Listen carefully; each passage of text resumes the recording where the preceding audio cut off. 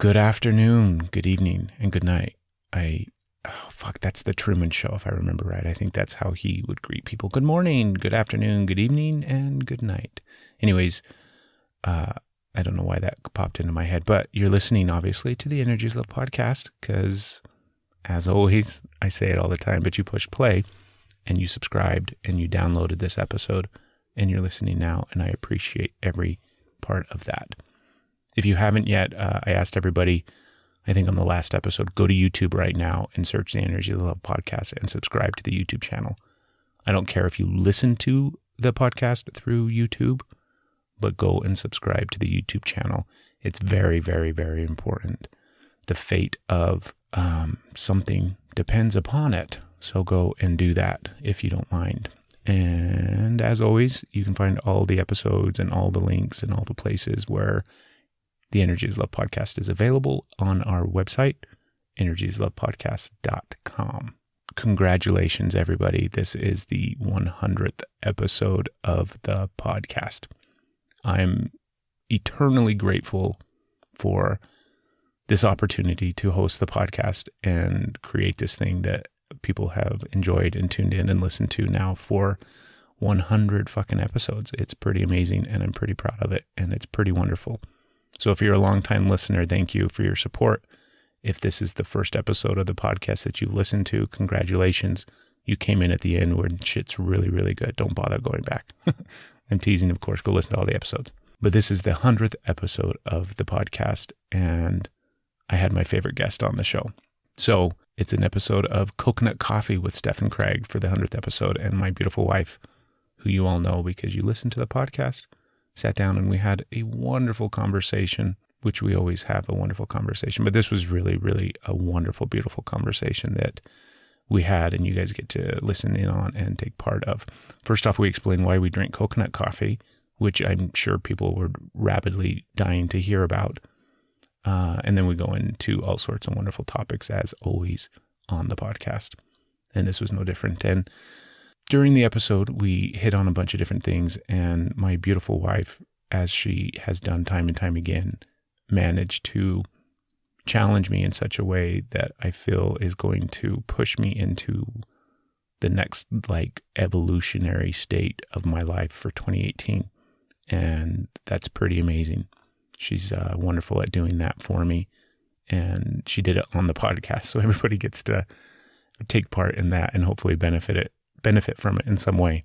So you're welcome. I could ramble for a next few couple minutes on why this was a really special episode and a really amazing experience, just like the whole experience of doing the podcast has been. But I want to thank everybody that has subscribed and is following the podcast and benefits and enjoys. Please share it with somebody. Please let them know about the podcast, because I believe that all of the episodes have had something that people will benefit from, and some more than others, obviously, but why not share it with somebody, right? It's good shit. Put it out there and let somebody else enjoy. So that's my whole purpose and goal with the podcast. And now you get to sit back and relax and enjoy episode 1 mother huggin' 100 of the Energy is Love podcast with my beautiful wife, Steph. Here we go. You're listening to the Energy is Love podcast. Energy is love. The Energy is the Love podcast. The Energy is Love podcast. Energy is love. The Energy is Love podcast. The podcast for the universe. The Energy is Love podcast. That was you breathing, not me. It was way hard, huh? I think I was blinking. I mean, I think I could hear myself blinking in the mics. It was picking up a blink. I don't know if they're that good of microphones. I'm pretty sure I heard it. Well, dear, here we are in our comfy, cozy recording studio. I was taking a drink of coffee right at that moment. Hi, here we are. It's very nice, isn't it? Yes. It's not obnoxious or loud at all. It's our coconut coffee. It's our coconut coffee chat. No, don't. What did I say? I don't tried to know. say coconut coffee. Wow. Coconut It's coffee. okay. You're going to edit that part out anyways, because that was a whole bunch of junk. No, but we're obviously drinking coconut coffee. Do you want to explain to the listeners why we are drinking coconut coffee and why these fun little chats and episodes where it's you and me are titled Coconut Coffee with Steph and Craig? Because we always drink coconut coffee. Why do we drink coconut coffee, though? Well, we like the taste and we like the health benefits of the coconut oil and all the wonderful things that it does. And as an added benefit, when you drink coconut coffee, it gets a little bit on your lips and it's like lip gloss the whole time. So your lips are hydrated. My lip gloss be popping. Exactly. What are some of the health benefits of coconut?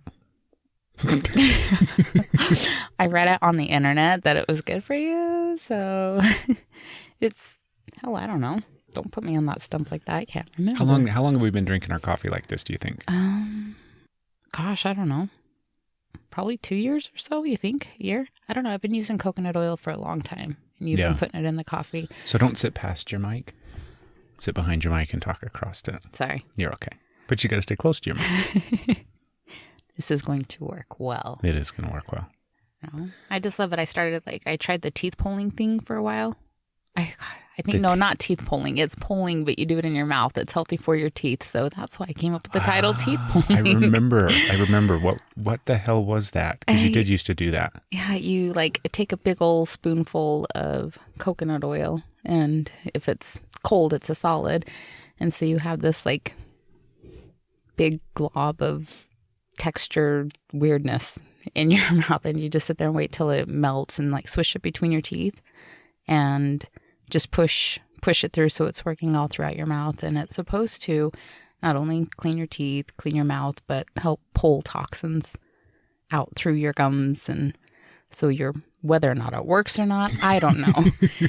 I couldn't get past that texture of doing it. I probably could now because I think that's when we were first starting the coconut oil thing and mixing it with certain blends, certain oils, and putting it in hair. So I could probably handle it fine now that I'm so used to it. But at the time, it was rough.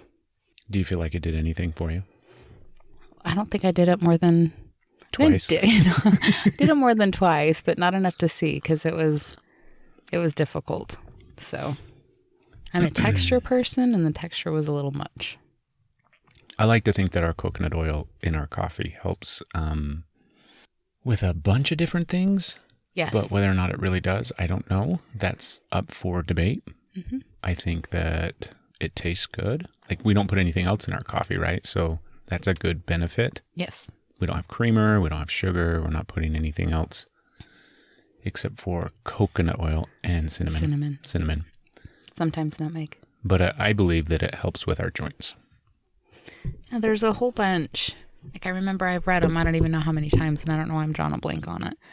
So I could probably rattle off a health benefit and it'll be on the list, but at the moment I can't. Do you think it's good for your hair? Do you think it's done anything for your hair? Yeah, absolutely. Just by drinking it? Oh, well, probably. It's one of the healthy fats, they say. Yeah, it's one of the healthy. I put it, not as much as you, but I put it directly in my hair. So that's where I think the biggest benefit came from. I get a little crazy with the coconut oil in the hair sometimes. It's my favorite thing, especially in the wintertime, because I'll get it all nice and worked in, and I feel like I've got all this wonderful healthy coconut oil in my hair, and my hair looks good. And then as soon as I step outside, everything just turns to this solid rock of frozen coconut oil in my head. Like a walking lip balm. I don't put that much in. Yeah. We started, like you said, we've been drinking coconut oil coffee for quite a while. But one of the things I wanted to talk about on the podcast, because I don't think we've ever talked about it on the podcast, is the other health changes and alterations and lifestyle changes that we've made in our life. Inquiring people want to know. Inquiring minds are want to know. So you want to talk about things we're doing for a healthy gut? You want to talk about cutting out as much as possible? Not a constant, but a lot of the sugars, the carbs. Yeah, when you think of it, what do you think? Like in your head, how do you, do you call it something? Do you think of it as something like I eat this way now, or I'm choosing to do, because I know we both tend to try to, I know that we both tend to think or like to think of it as not a diet, more of just we've altered the way that we choose to consume food. Yeah, I don't consider it a diet at all. As soon as you say that word, then I'm like, okay, where's all the stuff I'm not supposed to eat? Some days are harder than others, but I don't call it anything. I just, like, we have different views on it, on whether it's just like, I think carbs, just cutting out carbs is the easiest way to say it. Yeah. But it's not like cutting out all carbs. Like for me, I don't count, like we differ on that. If it's a vegetable or a fruit, I don't count it as a carb. It's just the fake carbs, the manufactured stuff that it's not good for your body. It's not good for the inflammation in your body. Yeah, the wheat, the pasta, the flour, the bread. All the yummy stuff. All the good stuff. Sugar, obviously. That's been, for me, that's been the easiest way, because sometimes when I'm traveling and people will ask me, everybody, like the guy just recently, I was in Canada, just recently was like, how come, like, can I get you something to eat? And I'm like, no, I'm fine. I don't need anything to eat. And he's like, how do you survive? I'm like, well, I eat, obviously, but I don't eat that often. And I think that's been one of the really neat things was you can eat fewer meals a day. Like you can eat less amount of time, or there can be more time in between when you eat. And I like that. I like that aspect. I don't go hungry. It's not like I'm starving and wasting away or anything like that. I'm not hungry. And that comes in like sporadically for me. There's times that, you know, it'll be like an all day thing and I realize I haven't eaten. And, you know, a lot of it is busy too. I was super busy, but the hunger levels are definitely lower. And then there's days that it's okay. What can I eat? Everything? You know, it's definitely not a non-hunger day, I guess. And yeah, I just munch all day. But it's good stuff. It is usually good stuff. And I tend to like, because people ask me like, oh, are you doing paleo or whatever? And I think that the craze that's going on with paleo stuff right now, I think is just the exact same craze that, or the same, it's just a different word that people are using to describe the latest and greatest thing that is present in culture and society. Because do you remember however long ago, 10, 15 years ago, where it was the Atkins diet? And South Beach. Mm-hmm. Mm-hmm. Now, there's always a different way, a different name, you've been doing it all wrong. This is the right way. This is the only way kind of thing. I don't know. I honestly think that as far as the craze goes, what we're doing more closely follows that, but we're definitely not doing that. The paleo thing? Yeah. Yeah, I think it does follow a paleo low-carb diet, but we definitely don't eat straight paleo. And we have plenty of cheat days or days where we don't do as good of a job when it comes to eating healthy. Some days you just need toast with your eggs. Well, I do. You don't really have to do that, but some days I go on a streak of like 3 days in a row. When I have eggs, toast has got to be with it. Yeah. Potatoes have been really hard for me lately because we've been eating a lot of it. Well, the kids have been eating a lot of potatoes. We're terrible parents because we eat what we believe to be healthy stuff, and then we feed our kids a bunch of shit that we believe to be unhealthy. But potatoes have been really rough because when I grill them up or dice them in hash browns or whatever, like the mashed potatoes that I made yesterday, I had to stitch some. Yeah, and see, it's so hard. Like I struggle with the potatoes and the carrots and the corn aspect of it because, like I said earlier, if it's a vegetable, if it's a fruit, I don't think it's bad for you. Yeah. But the levels that are in that, it's really hard to, like, I would really like just to be on a baked potato diet. I could do that. That's a thing. I know. And I know that that's not healthy, but if I could convince myself that that was healthy and eat baked potatoes all the time with cheese and bacon, I could do that. I'd supposedly, be happy. like I recently heard somebody that did that or read something about somebody that went on a baked potato diet and ate nothing but baked potatoes. And they lost a ton of weight. Seriously? Yeah, just from eating baked potatoes. Well, but I can't wrap my brain around it. Yeah, it just doesn't, I don't know. Maybe it's worth looking into. Because it was some scientist guy that was talking about how the carbohydrates change in the process of baking.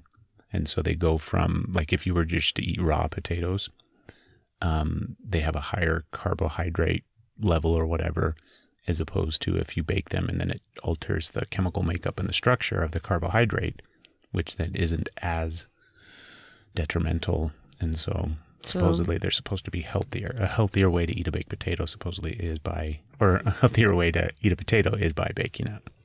But raw is supposed to be the healthiest, so that doesn't make sense that you take it in its form that it's supposed to be the healthiest and you make it unhealthy and therefore it's healthier for you. Yeah. I can't wrap my brain around that. You know what's really funny and what's really hard for, I think, a lot of people to wrap their brain around is people think, oh, a baked potato is healthy, but we make them unhealthy when we put a bunch of butter and sour cream and cheese and bacon on top of it. I thought you didn't think butter was unhealthy. I don't. So. But I think there's a big, vast amount of people, huge portion of society that thinks that's the unhealthy part of a baked potato, when in reality, throw the baked potato away and just have a big bowl of sour cream, cheese, and bacon and butter. Can I have baked potato with that big bowl of sour cream, butter, cheese, and bacon? But what are some of the things, like, what are some of the benefits that you have seen personally from altering the way that you eat, where we now tend to steer to a really low carb diet? Well, I think that that's just not the only thing we've been doing though. So, I guess what are some of the other things we've been doing? Well, like the gut health stuff, and I was massaging a lot of hours, so that's a lot of like muscle work. So with all of that, obviously I've lost, well, not obviously, nobody can see, but I've shed quite a bit of weight and I've toned up. My body hurts less, which can be, and by quite a bit of weight, I don't think I was like, I don't know how to really word that. I'm much healthier. My body has less inflammation, less pain. My joints are more mobile. I don't know. My skin's healthier, kind of. Still makes me mad, but I don't know. I just think I feel healthier. I think I look healthier. Feel better. So it's not, when we started this, it really wasn't, for me, it wasn't about losing weight. It was just about the healthier and the feeling better. However, I celebrated every pound that I shed, and I'm pretty happy about that. I definitely don't want it back. So that's a nice benefit. I feel good on top of feeling like I look better, which is just nice. How much weight have you lost? Do you want to say? I think I'm at, hold on. You're making me do math on the spot. Hold on, it's simple addition and subtraction. I know, it's not addition, it's subtraction, but it's like, I think I'm like 24 pounds now. Oh, wow, baby. So, and then that, the fluctuations. So some days it's like 26, 24, but that's way, way good. I'm excited. That's I like it. Super cool. And you didn't have 24 pounds to lose. Well, thank you. But that's really, really neat. I feel pretty good about it. Yeah. I think a big factor for both of us, but more importantly, that has been a very, like something that is very easy to see the benefit of, is the gut health. Yeah. And I think that your gut has always been your place to hold energy, to hold stress and anxiety and chew itself up from the inside out. And I think that part of that was stress and anxiety and energy and blah, blah, blah. But I think another part of it obviously had to do with your gut health. Mm-hmm. And that's been a big, big, huge change and shift. That's been like, yeah, I just had problems with my gut since I was a kid, since I was a little kid. Like I can't, as far back as I remember, it was my stomach. I've had stomach issues forever. It's just became what was me. Yeah. You just got so accustomed to it being the norm, huh? Yeah. And then another thing that's like, I used to get super bad headaches constantly. I would have headaches for weeks at a time. And then depending on the severity, they would be really, really, really bad for days at a time. And, I still get headaches, but they're not. I spend more days without headaches than with headaches. Yeah. And I don't often get the really bad headaches. And so that's very nice. Do you think that the head and the gut are related in that aspect for you? Absolutely. I think everything's with the gut. Yeah. So we've been taking probiotics and different supplements and things like that to help with our gut health. And I think it's been massive. Do you know what I mean? Because I wasn't one that, I didn't have the same internal gut issues per se that were so noticeable. But because I try to think back to like, well, what would be an obvious sign for me when it comes to my gut health? And I know undoubtedly I have a healthier gut because I just feel so, like it just feels better. It feels healthier. And I think it's in conjunction with not just the supplements that we've been taking and the kind of the focus of our supplement regime is gut health. I think that's been beneficial. But then I also know that the foods that we've been eating and the things like that, like one of the things when we binge or splurge on something and have, you know, like Thanksgiving was really shitty for eating, Christmas time, pretty much like Thanksgiving, December, January, all really sucked. But we did good. yeah. Do you know what I mean? Neither one of us really put on a bunch of weight or anything like that. And we've been able to maintain where we're at. So that's a good thing. But I noticed when we would eat shitty, then heartburn would suddenly come back out of nowhere. And that was really interesting because it's not like we were eating foods that were traditionally or commonly, you know, oh, you eat this, you're going to get heartburn or whatever. It was just normal food that you would eat, but yet I would have terrible heartburn at the end of the night. We used to, like, Tums were, you know, what is it, the credit card? You know, never leave home without it. Yeah, we took them everywhere. I had, when I was working, I had it at work. We had them in the van. I had Tums in my purse. We had Tums in the house. Tums were everywhere. Yeah, we just ate them all day. We couldn't go on vacation unless that was one thing we had to remember to take was the bottle of Tums. Yeah. We would usually buy a brand new full bottle for that just to make sure we didn't run out. So that's. And we have, I don't even remember the last time we took those. No, it's not very often. It's like not even once a month, but this last month I did. I had to. I think I had it twice this last month. And that's just kind of from eating and stress because we're not all of a sudden, you know, you take this out of your diet and you never have any issues ever again. All is well. That's not the case. No. So, but going from, I don't think like you go months without it. And so having to take it twice in 1 month is rare. Yeah. Soda. I was trying to think of this the other day too. I don't remember. I mean, it hasn't been a year yet since we've had soda, but it's been probably like 5 to 6 months since we've had soda. And we were regular everyday soda drinkers.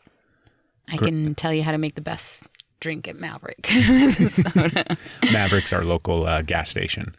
And we would drink tons and tons and tons. And it wasn't even like we would only have one. Like there were plenty of days. Some days it was only one. Some days, like one a day was the rare thing. Most often it was multiple ginormous 32 ounce, 42 ounce, whatever, cups of soda. And we would drink diet, which I would justify in my head as, you know, we're not getting all the sugar that is associated and related with the soda, but it's zero or diet. It's healthy. Yeah.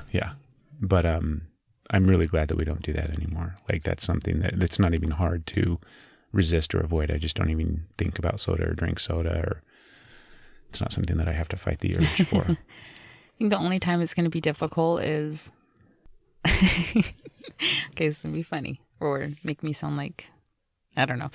But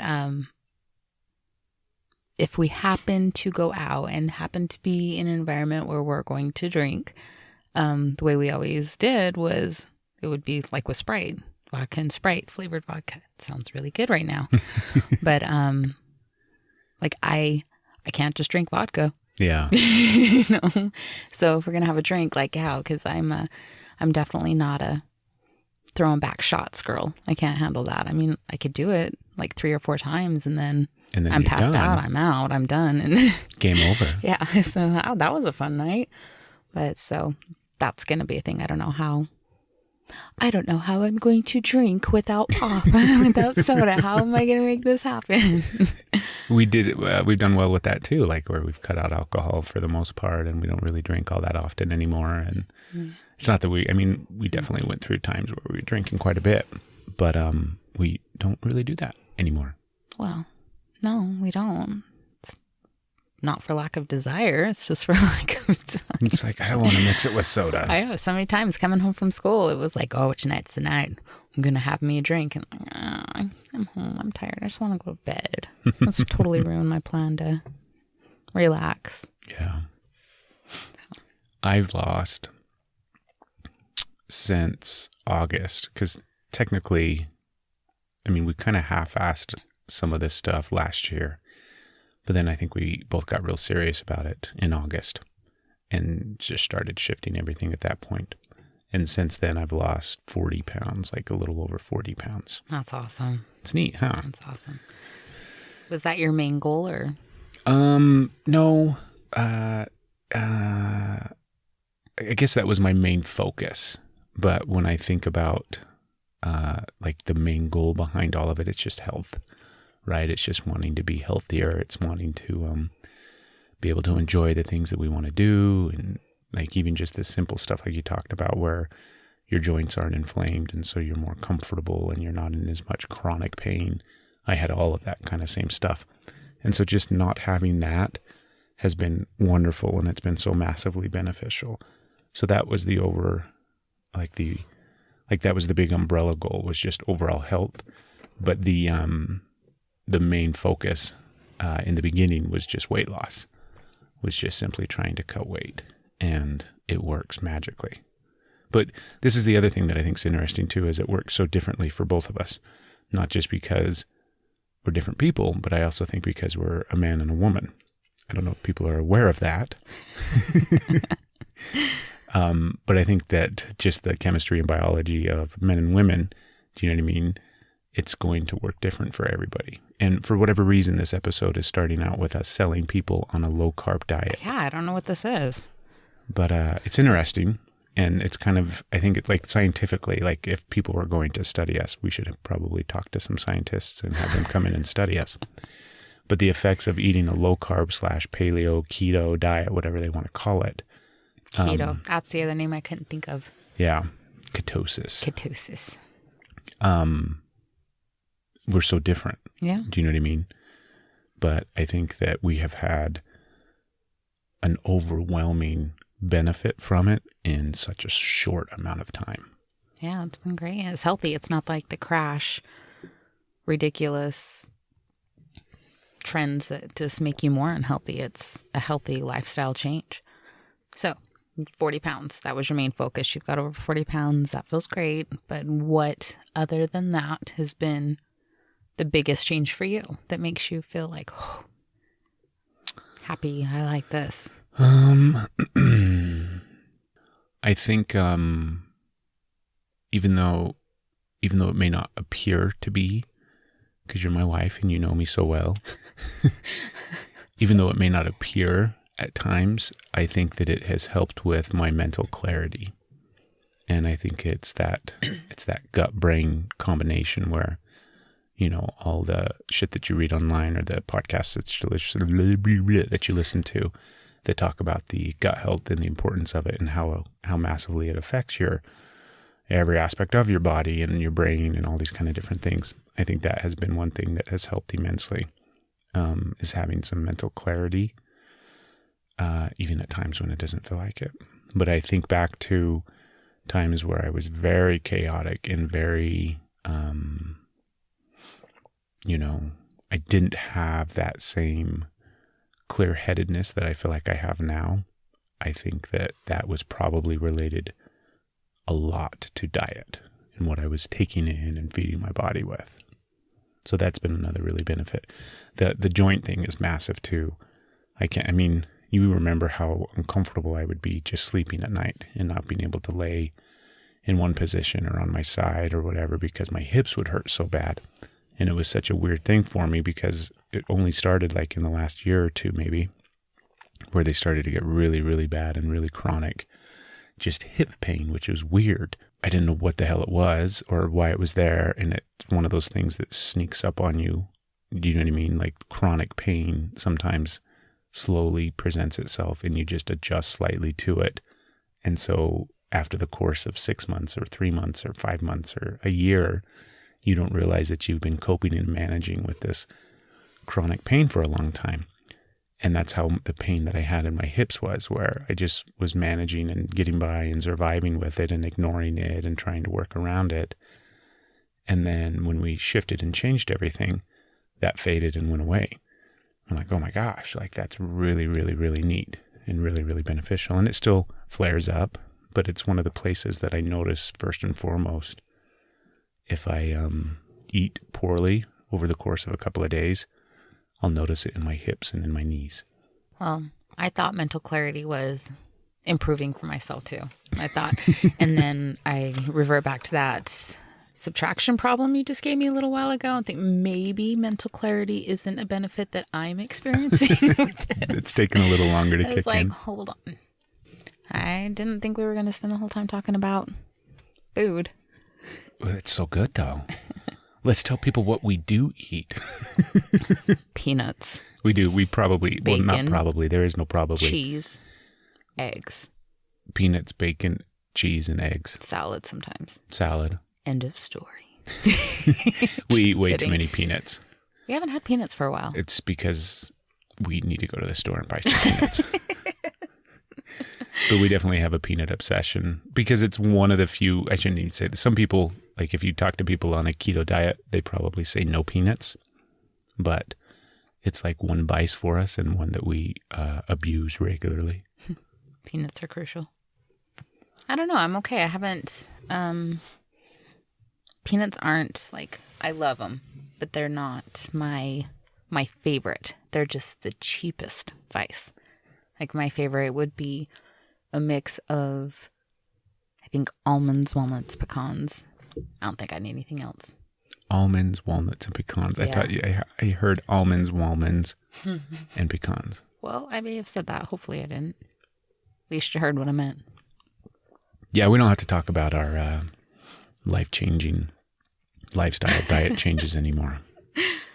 I just thought that because I'm a huge proponent of it. So anytime I talk to anybody that is even thinking about trying to do the keto, paleo, low carb thing, it's like, yeah, definitely do it. It's challenging at first, but it really didn't take that long to get used to. There's really a ton of stuff that you can eat and enjoy, and the effects are so quick. Like it just happens so quickly. Not with all people. Like you said, men and women are different. You get effects immediately. You started shedding immediately. You started feeling better immediately. And I think I was in it 2 months before I started noticing some results. Yeah. You know, I was feeling better. My stomach was feeling better pretty quick. And I noticed that my headaches were, well, I guess it wasn't that long. So the vanity in me just popped out right there because it was actually like 2 months before I started shedding weight. But I did notice my stomach feeling better, my head feeling better, which is why I kept going. That's good. But as far as the weight happening pretty quick, it does not work that way for everybody. Very true. And men have more mass to lose regardless. Even if they are overweight or whatever, they just have more stuff to lose than women do. Okay. Enough of that. Okay. Now we can start the episode. What, push play and here we go. I want to congratulate you, baby. Thank you. You graduated from massage school. Yeah. And you have one last little hurdle. It's little. It's not little. It's very little. It's not little. But you have one last little hurdle, and then you'll be a licensed massage therapist. Yes. But it's massively amazing, and I'm incredibly proud of you. Thank you. And I think that people out there listening, it's not that you graduated from massage school. It's that you completely, totally kicked ass and succeeded at every aspect of it and aced pretty much damn near every test that you took. And I mean, you just hands down blew it out of the water. Thank you. Thank you. So much fun. What was your favorite part about it? the people, and not just all the techniques, all the learning, learning different parts of myself, learning how to help heal others is amazing. But like that was the whole goal. You know, I was going for that change of life, to be able to help, to be able to be me, to, you know, so many of these things. But I think my favorite part is that I found more of me there, and I found more of me with, you know, I guess you'll say my classmates, but they're not my classmates. I'm going to get emotional. It's still fresh, just graduated, and they're my family, and I love them very much, and I'm going to miss them very much. So I think they're my favorite part. Going to miss them very much. That's a good thing. Yes. Yeah. And that's cool. Do you know what I mean? That's like every job that you've ever had, right? What do you miss? Fuck the work. It's the people that I worked with. If you're lucky. Yeah. If you are lucky. The jobs that you do miss, it's because of that. It's because of the people that you worked with. Yeah, it was so much fun. So much fun. Do you think that because I'm gonna get up on my soapbox for a minute. Buckle up. And talk about my wife that I love. And we've talked over the course of the last year and a half that we've done the podcast and the episodes that you've been on and things like that. But you have always, from the time that I've known you, it's been painfully obvious to me that you have an incredible natural ability to work with energy. And you are not just capable, but when I say natural, it's like breathing to you, where it's something that you just naturally are not even inclined to do. You just do. You're connected, you're tapped in, energy flows through you, you work with it so beautifully, you can connect to it in all the various forms and fashions and ways that it comes to people. And you're just this beautiful natural conduit for the universal flow of energy that exists. So my question to you is, do you feel like, I guess I already know the answer. But do you feel like by going to school for massage, did you feel that come out? Did you have awareness of that?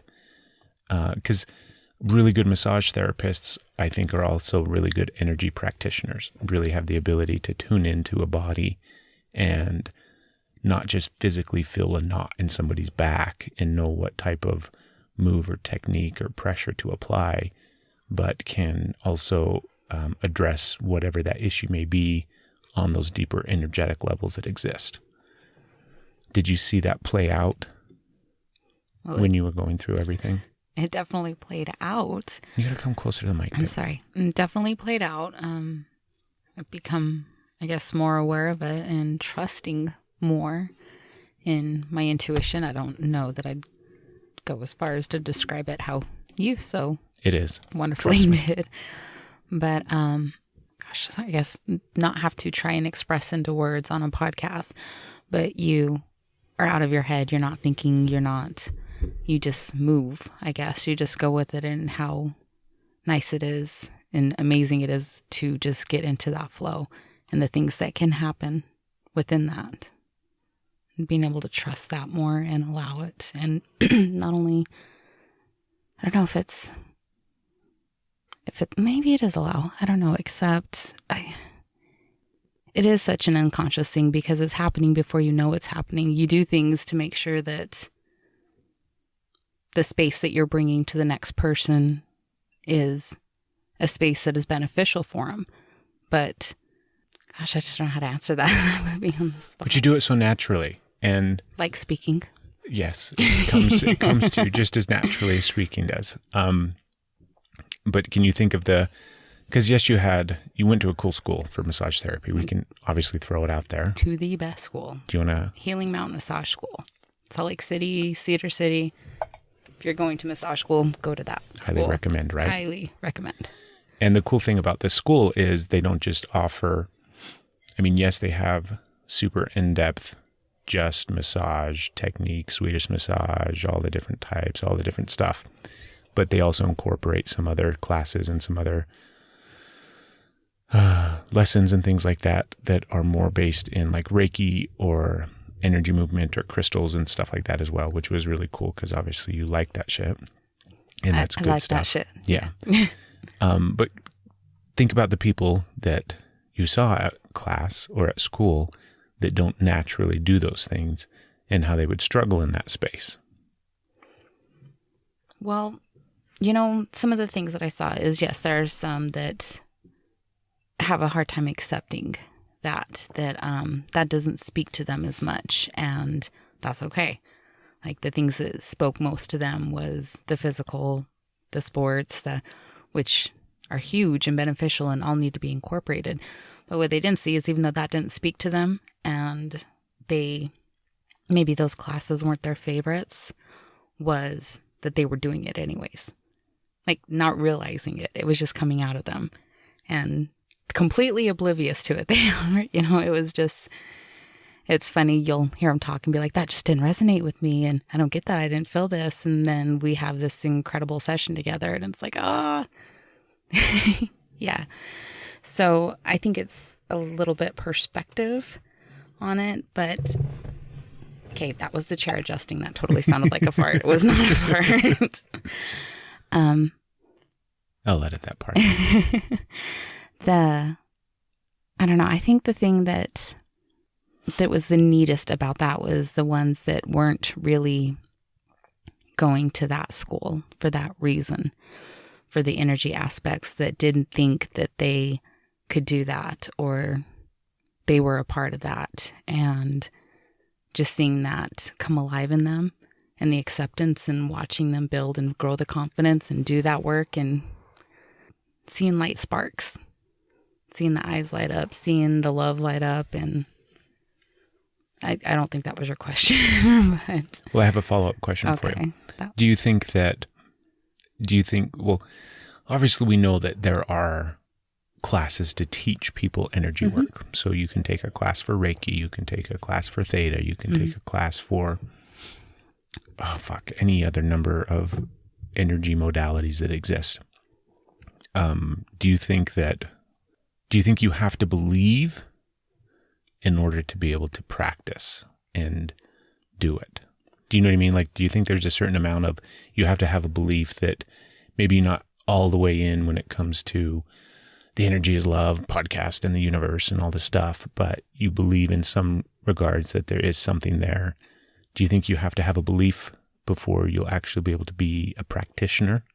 Or do you think you can just come at it from the standpoint of like some other form of massage that is just strictly, body mechanics? That's a little convoluted, because do I think you have to have a belief to practice it? No, not at all. That was some of the things of doing crystal healings and certain sessions. And it's like, okay, I'm putting this on you and doing this, and not, you can do it without believing in it. Just whether or not you can do it well is different. I think you have to obviously have that belief, have that connection, have that desire, because it's intention. If you don't have that intention, you're not going to bring it. You're not going to be able to get out of the way and let it happen. So, no, but you should. No, but you should. Yeah. Yeah. If you don't believe in it, don't do it. Just save the person on the table or in front of you. Just don't do it. If that's what they want and you don't believe, that's fine. Say, well, this is what I can offer you. And maybe go see this person for this. Give references. Don't do it. Just don't do it. It's not okay. I've been having such a internal struggle as of late when it comes to energy work, and not even just energy work per se, but the realm of spirituality and energy healing and people that practice energy and all these other kind of things. I've been kind of like going on this kick where like I don't want to see it. I don't want to, I just think so much of it is fake. And part of it makes me sad because I still believe all of it. Do you know what I mean? Like I believe everything. I mean, I believe in energy. I believe in crystals. I believe in the power of intention. I believe in the universe. I believe in fairies. I believe in unicorns. I believe in alternate dimensions and realities. I believe that, all past lives and current lives and future. I believe all of these different things. But it's like the way that, and maybe it's not even the way that it's showing up in society. It's the way that it's showing up for me in my life and the way that I see it. I'm just like, this stuff is garbage. And I don't know if it's because of some mentality that I have, or if maybe it really is garbage because of the way that people are labeling it and putting it out there. And I mean, it's so, and granted, it's what I'm looking at, right? So like, it's what we have our meditations that we listen to at night all the time, right? On YouTube. And so our YouTube feed is just continually more and more and more and more of those meditations. And I love that. But it's that same type of thing where, because that's all we're listening to on YouTube, that's all that shows up when we open up our YouTube is just that type of stuff. So I know that that's because that's the stuff that I'm looking at. But when it shows up, I'm just like, this is garbage. I don't want to see this anymore. What do you think that is, babe? Well, tell me your thoughts on that. I can definitely tell you some thoughts on that one. First, I'm going to make noise and pour coffee. Pour me some too, please. I guess just having awareness. I guess when you're first starting, and I don't know if it's first starting, I don't know how to really phrase that, but when you're starting to, if it's something that you haven't been raised in and born into and just known this is, if you're not one of those lucky people that was born into a home that was meditating and practicing energy work and all that, if it's something that you came to later in life, once you start looking, it's like more and more and more information. Just give it. You're looking everywhere you can. You're soaking everything up in. And you are susceptible to belief in those that kind of, like I said before, in a different spectrum. If you don't believe it, you shouldn't be practicing it. That do believe it, but I guess use their powers for evil, to sum it up. Have those with ill intention, those that want to use it to manipulate and control. And then there's the other ones that make you feel less than. I've heard a couple of times that I've heard somebody say that they can't even receive energy work from anyone else, because they're so enlightened that they can't even feel it. Had somebody say that because of their practicing now, that they used to suffer from depression and they no longer suffer from depression. And while I think that that is something that can be overcome, I'm not saying like if you have depression, you can overcome it. You just need a buck up. That's not what I'm saying at all. I just think it is possible that that is something you can move through in life and get beyond. The amount of work is intense. But this person, the problem I have with it was saying, because they are now so enlightened, they don't even get sad anymore. I'm like, are you full? Like, this is the shit you're selling? That's bullshit.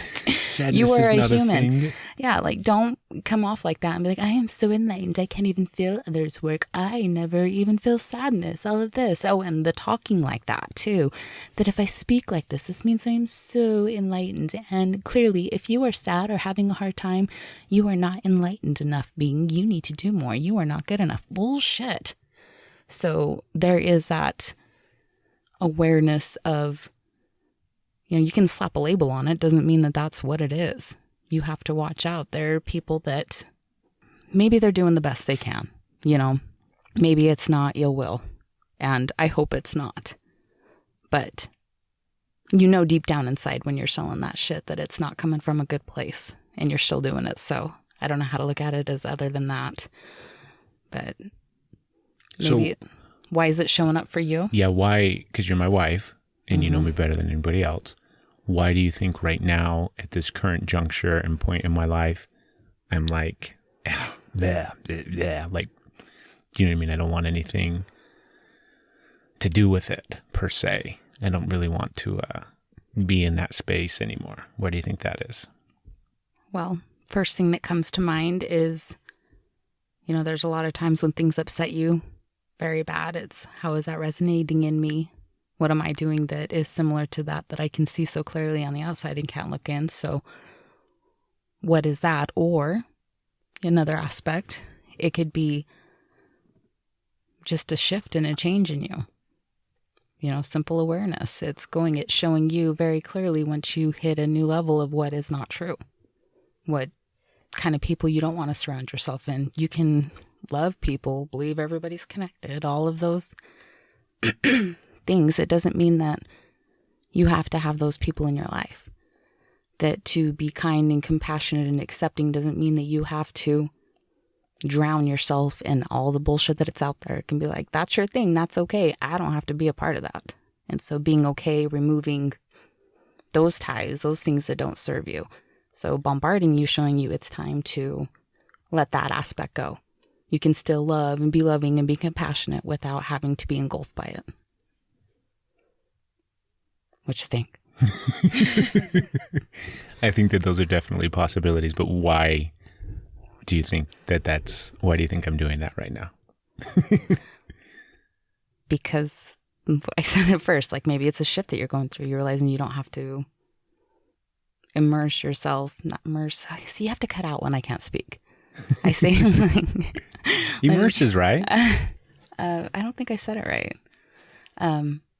You don't have to drown in that. Yeah. You don't have to, and maybe it's not that. Maybe it's not that specific thing. Maybe it's something else in your life that it's showing you, you know, this is what it feels like to know something's not true.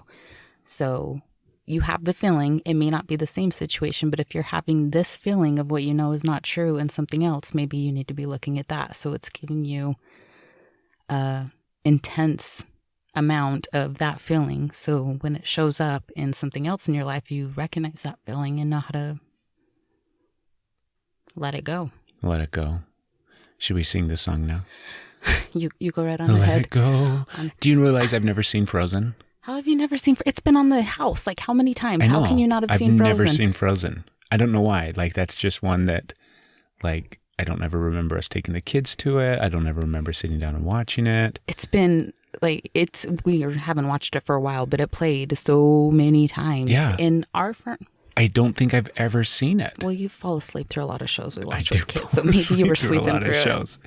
But I think it's really funny because it's very like Frozen was a big thing and took, you know, place in culture as this fucking Disney movie that was good and people watched, and I just never saw it.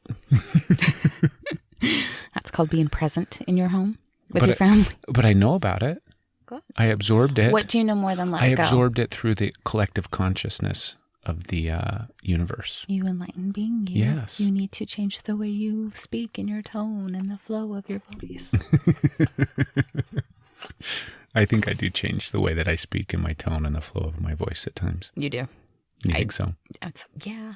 Well, we all does. do. Yeah, but do I ever put on a, oh, well, I'm going to connect to your spirit guides now and channel the Pleiadians. Do I ever put on that voice?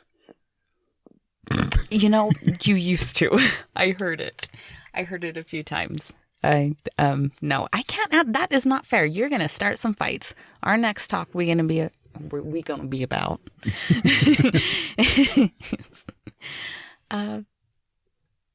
No, I don't know. I can't answer that. That's okay. I won't take offense. Thank you. Do I ever put on that tone? Hey, do I do that really annoying thing that you just said was horrible and crappy? Do I do that? Tell me now, right now. No, I don't think it's terrible. It is annoying when terrible. people do it. And it's funny. Do you know what I mean? It's very, very funny and comical. For me, I think that because this is the 100th episode of the podcast. And if we go back and look at all the previous episodes of the podcast, obviously there's a good number of them that were focused in that space, in the space of energy work and healing and all the different modalities and aspects and people that were practitioners and believers and all this kind of stuff. And part of me has felt like I have done a disservice to the people that listen to the podcast because we don't really do a lot of those episodes anymore. Every now and then I'll have somebody on, but it's been quite a while since it's been like somebody that's just, a Reiki practitioner, and that's why they're on the podcast, because I want to talk to them about that, or they read tarot cards, or whatever the case may be. And you know this, because from the conversations that we have, it's just that stuff doesn't interest me anymore. I feel like I have a really good understanding of what all of that is. And so why am I going to talk to somebody that it's not that I'm not necessarily interested in that person. I'm just not interested in talking to them about that stuff. And so I feel like I've done a disservice on one hand, but then at the same time, I think it's also interesting, and I think it's a neat thing that I've allowed this to just naturally, organically kind of flow and go wherever, do you know what I mean? Wherever I go, in a sense. Why are you looking at me like that? I don't know what you mean. But I feel bad. Do you think I should feel bad, or do you think it's okay? I don't think you should feel bad. I think you were stuck in this is what it is. These are the people. I'm only going to interview these people. This is what this is about. This is the form I have to commit to. So I'm going to do nothing but find these people when everybody they don't have to read cards to have light to share. And so realizing that more, opening it up to other people and not feeling like it has to sit in a form and fit this dynamic. Yeah. It's been good. I think it's been good. Well, you've been a massively huge support during this entire fucking journey and venture. Well, of course. Called the Energy is Love podcast. Because I love you. And you do good things. Thank you. But it is the 100th episode.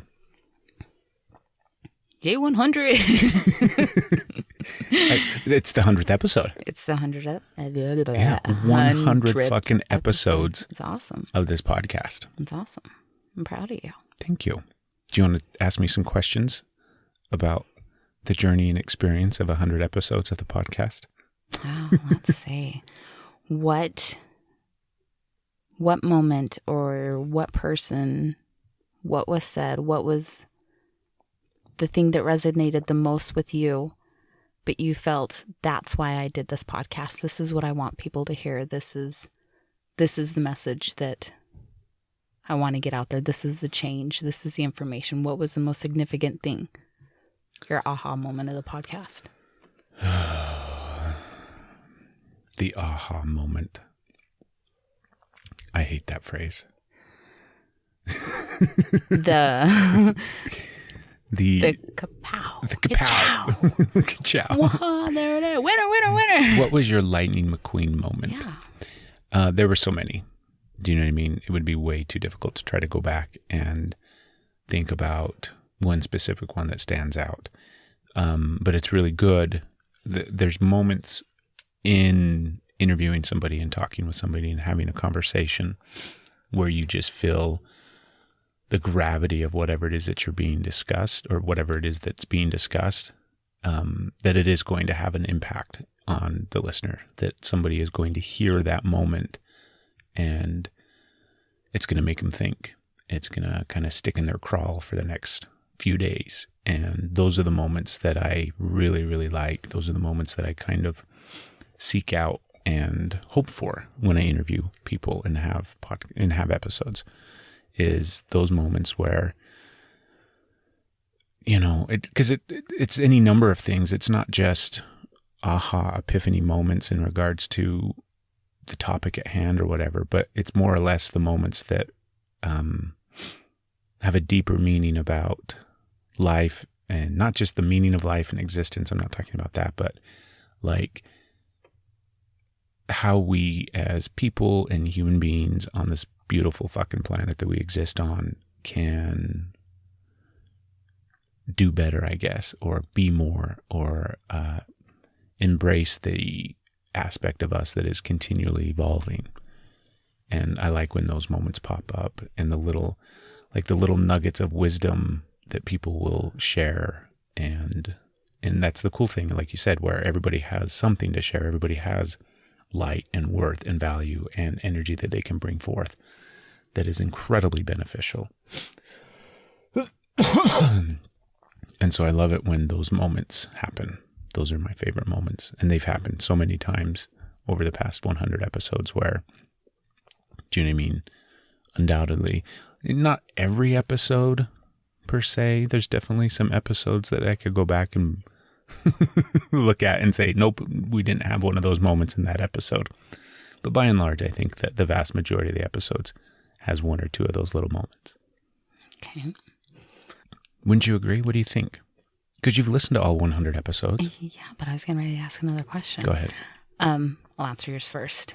There have been episodes that I cherished and that were just so intense. And there have been episodes that, yeah, I didn't like.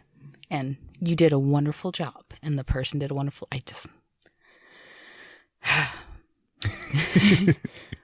They were triggering. There were... And it's not that they were triggering, because the ones that trigger are the ones that I like. Mm-hmm. If they're triggering that emotion. And so many times that would happen. Like something specific would be going on in my life at that moment. And I would be triggered by, you would talk about something, or not necessarily you or the person would say something. And it was like, oh, that happens to be, so those are good. Even if I have to pause it and cry or yell for a minute, those are good. I like those ones. There's just been, some that are better than others. Can you think of your favorite ones? You asked me if I have questions, so quit bombarding me with questions. I have questions for you. Well, hold your question, because that's a good question. I want to know, what are some of your favorite moments from the last 100 episodes that you can think of? It's hard, right? Because yeah, I'll answer like you. There's so many. There's I like the moments when you and whoever you're talking to seem to forget that you're on a podcast, and seem to forget that it's being recorded, that this is, for whatever reason, and hearts just open up and real feelings, real emotions come out. So those ones, and that happens quite a bit. Yeah, I'm not going to say a favorite. I can't. There's times that you have them and I'm like, oh my gosh, I want to reach out to this person. I want to say how wonderful it was, how glad I am that I got to hear what they had to say, how the impact that it had on me. And I think, well, how weird is that? Your wife is going to reach out after and be like, oh, that was so moving. That's wonderful. It's going to seem like that's a part of the closing, that's just what happens. So I don't do that, but there are quite a few of you that I very much have wanted to reach out to and thank you, whether or not it's given me an answer or changed something in me, just to hear the rawness in your voice. And the words you said was so beautiful and so moving.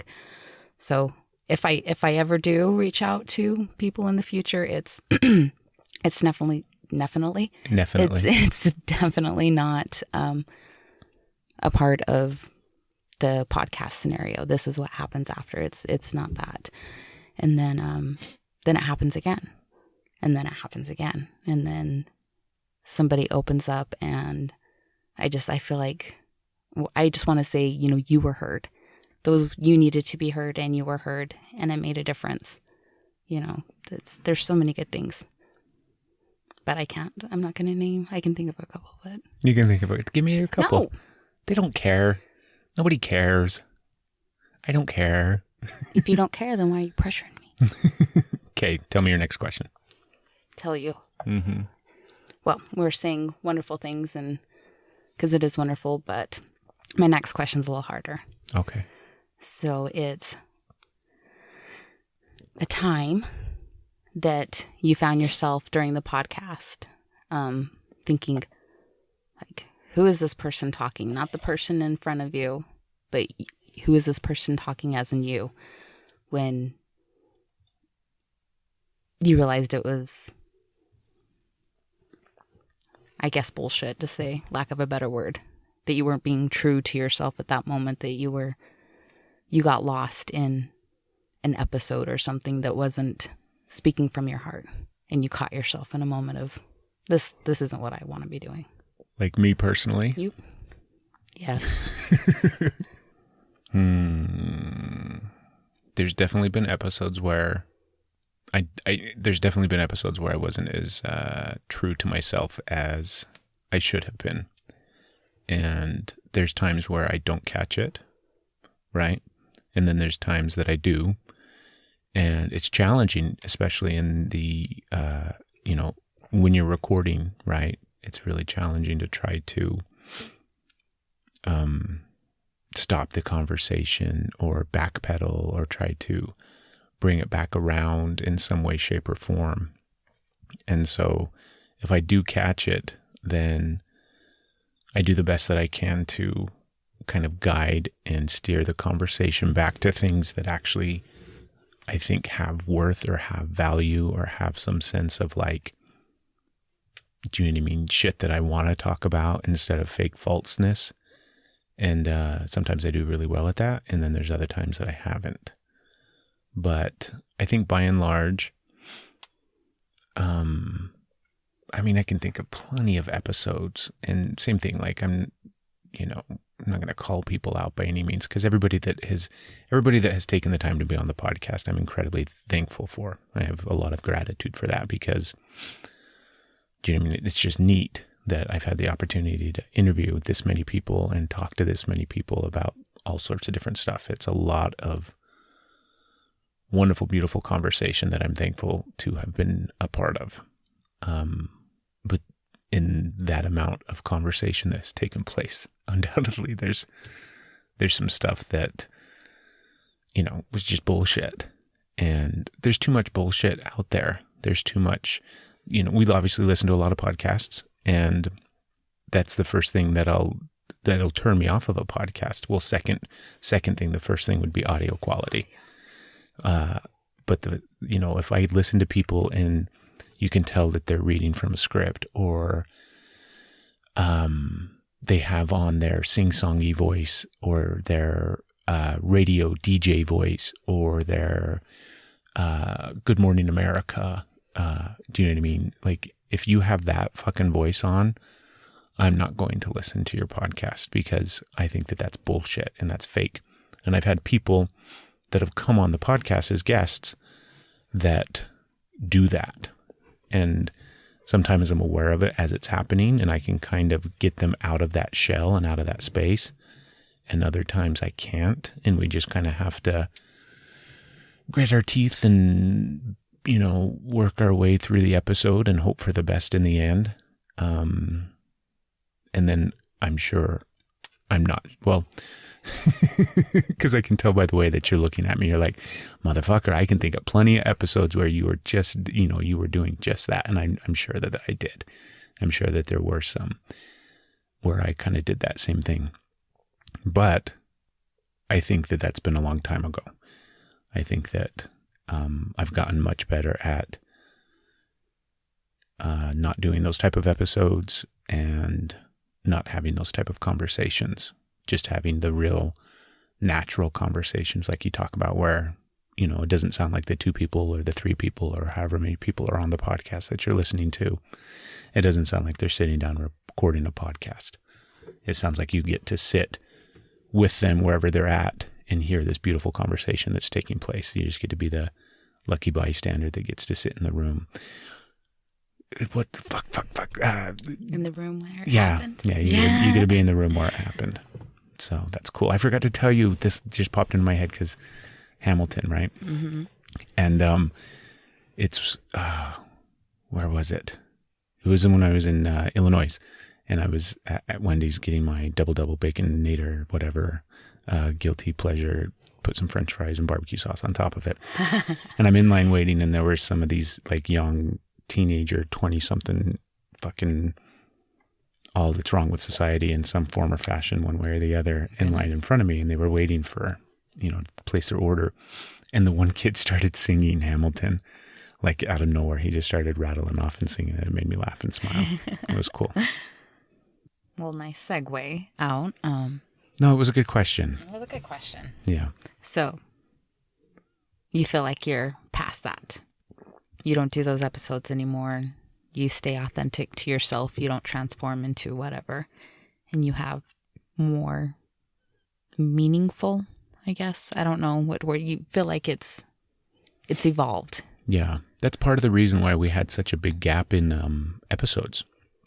Do you know what I mean? It's not like we went from episode 70 to episode 90, but that would be funny. But it's part of the reason why there was such space and gap in between new episodes and episodes coming out, was because like I was in that space where I didn't want to talk to, I didn't want to have conversations like that anymore. I didn't want to have conversations that weren't going to be, natural and real and authentic. So you're not doing that anymore? Baby, I don't think so. Well, I'm going to ask another question, but you keep like spinning off. No, my question is, how does that feel? It feels great. It feels incredible. It feels, because by and large, the past 100 episodes of the podcast have been good stuff, have been wonderful, authentic, real conversations that I think have had an impact on the people that are listening, has had an impact on me.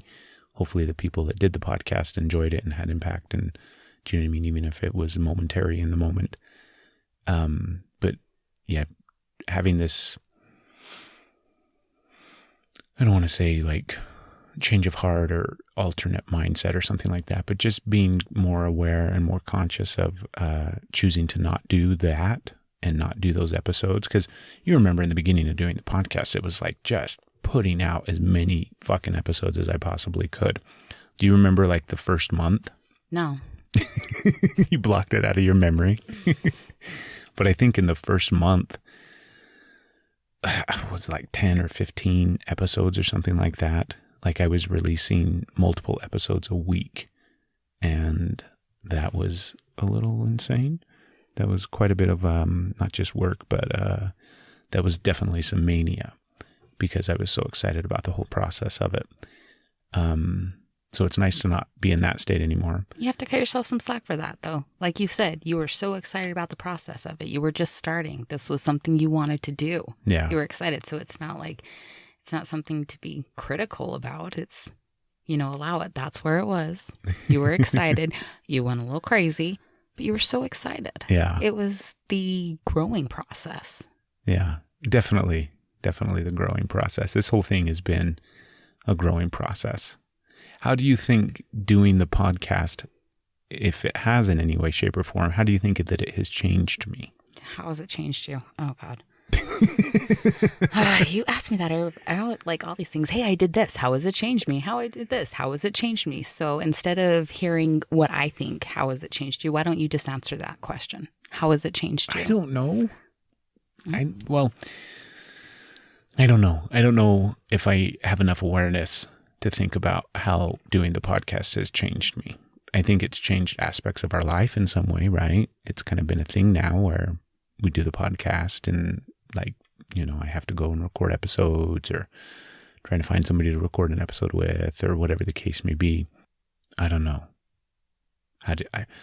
I'm not going to answer. I'm going to make you. I don't think I have enough awareness to answer that question of how it's changed me. I don't know if it has changed me all that much, like if it's had massive change, and that's why I don't really have awareness of it, because it hasn't been that big of a change, or if it has been so massive that, I almost can't see it as well because it's too big and I've been too close to it. Does that make sense? Does it have to change you? No, not at all. Not at all. I don't think so at all. Maybe it isn't about change on that part. Maybe it's about being brave enough to go for what you want and do it. Yeah. Maybe that's the change in itself. Episode 1 is where the change happened. Yeah, I could see that. Just the, I think I've definitely grown. So that would be changed. You know what I mean? Like, even just in the space of the podcasting itself, obviously I've gotten better at it. I've, become much more adept at podcasting and interviewing people and all those type of things. But I think that because I like, one of the things that I'm thinking is, well, maybe it's made me maybe it's made it easier for me to talk to people. But I think that's a skill you already have. Yeah, right. I think that that's a skill that I already had. even before I started podcasting. But then at the same time, this is probably one way that it's changed me as I think about it. Because I have this,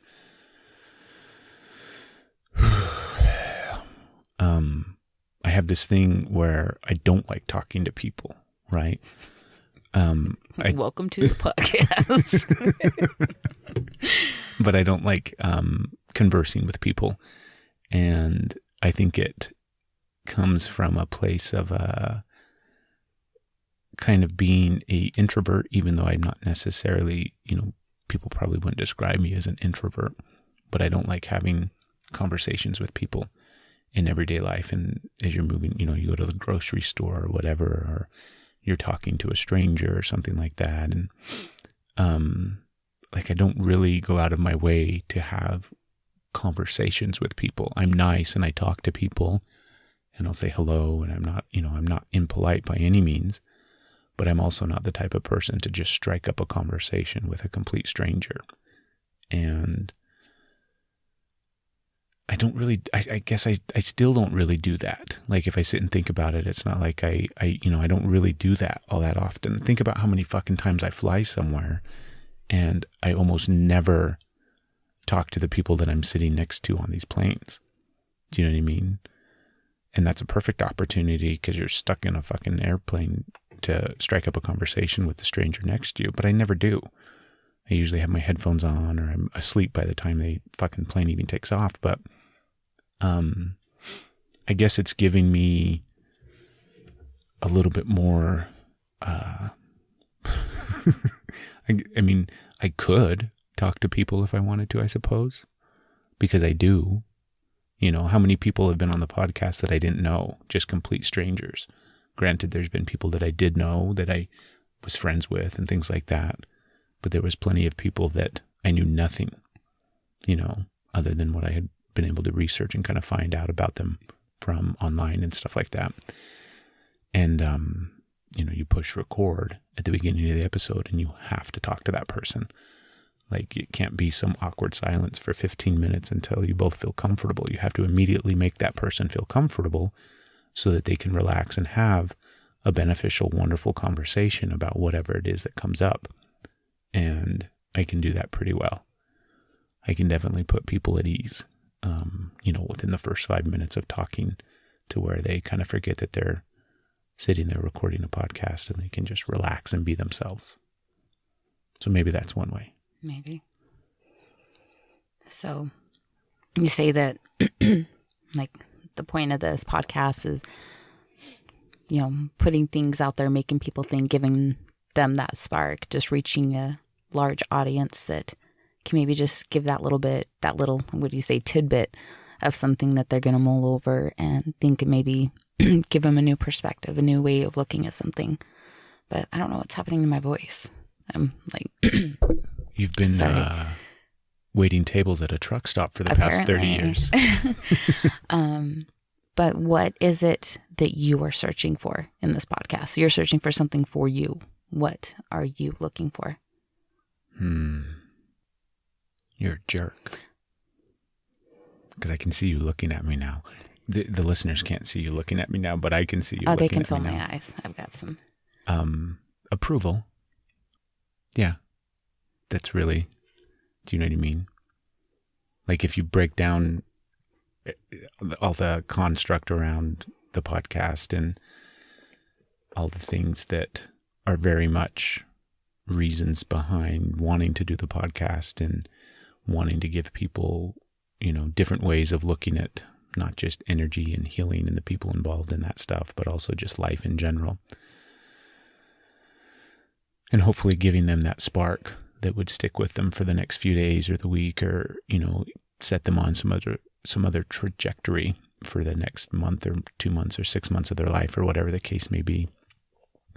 That's definitely huge. And I definitely have that as a driving force behind the podcast and why I like doing it. And, but if you take all of that away and just me, why, and what's been one reason that I want to do the podcast, or that I continue to do the podcast, I suppose, it's approval.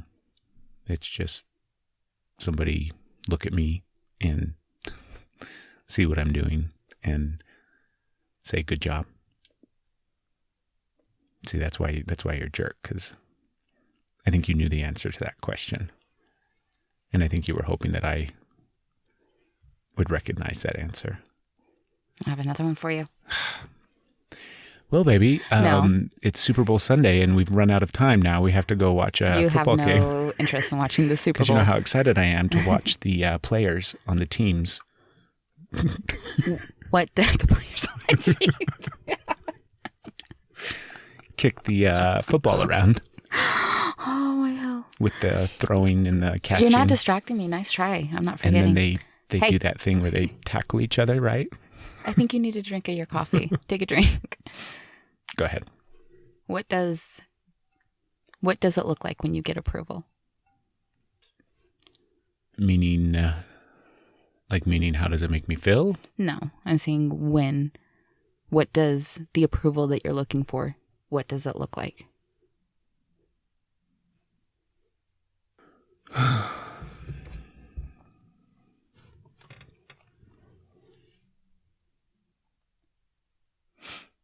I don't know, baby. Like a bunch of shit just ran through my head in order to answer that question, right? But I don't know what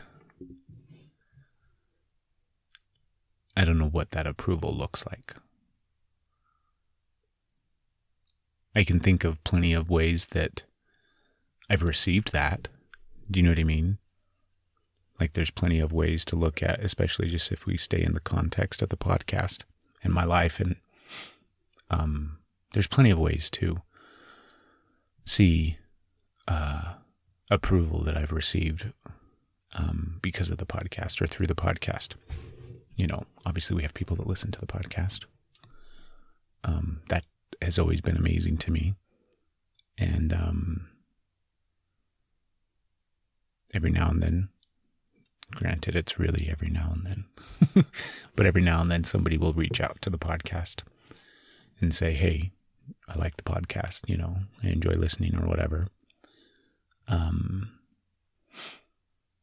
And obviously that's approval. I don't know if I like the word approval. I'm kind of getting... It's because you're uncomfortable with it. Yeah. But stick with it. But that's obviously a form of approval, right? But it's not what you're looking for. It's like being seen. Like I want to be seen. That's probably more accurate of a description than approval. Like I want to be seen. Well, when are you going to show yourself? You're being seen. You're putting yourself out there. You have approval. You have downloads. And I'm sorry, I'm a terrible wife here. I don't know how many countries. I know it's intense. You're on every continent. You're everywhere. Except for Alaska, right? People in Alaska listen. Apparently nobody in Alaska has internet. And so we need to petition Trump to put some internet up in Alaska in conjunction with the oil rigs so that people can listen to the Energy is Love podcast in Alaska. You've gone to places where people have listened to the podcast and know who you are before you get there. I remember sitting someplace with you and having this lady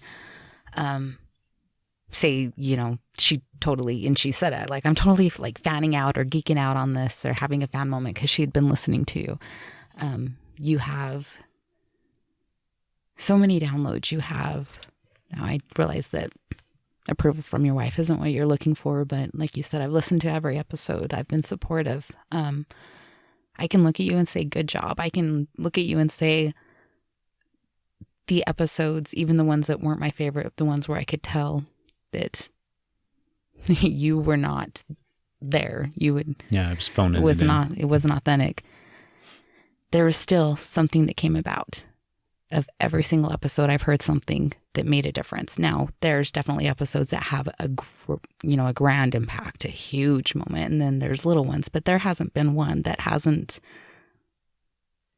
changed something. So you have that approval. You're looking for approval. You're putting as much out there as you're willing to put out there, looking for approval. But the part that's looking for approval isn't the part that's coming out. And I don't think that's a part. Oh, bless you. Sorry. Maybe that doesn't come, maybe that's a life question, I guess. You're allergic to this. It's not that part that comes out in the podcast, because what you do with it is great, but you're constantly, that look for approval. But what part of you is the part that needs that approval that you're hiding away and not showing?